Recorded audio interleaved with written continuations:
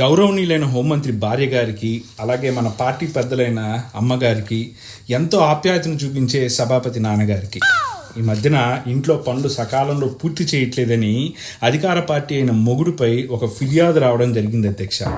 దీనికి సమాధానం చెప్పడానికి పూర్తిగా బాధ్యత వహిస్తున్నాను. అయితే అధ్యక్ష, ఇదంతా కేవలం ప్రతిపక్ష పార్టీ అయిన పిల్లల వల్ల మాత్రమే.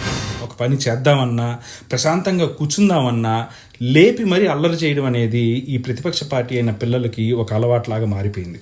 ఇది చాలదన్నట్టు వచ్చే వారం నుండి సమ్మర్ హాలిడేస్ అధ్యక్ష.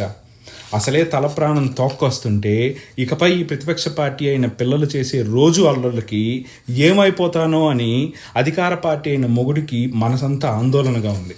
ఇది ఇలాగే కొనసాగితే వచ్చే వారం నుండి ఆఫీస్ ఓవర్ టైం అని అక్కడే ఉండిపోవాల్సి వస్తుందని ఎంతో విచారణగా మీకు తెలియజేసుకుంటున్నాను అధ్యక్ష.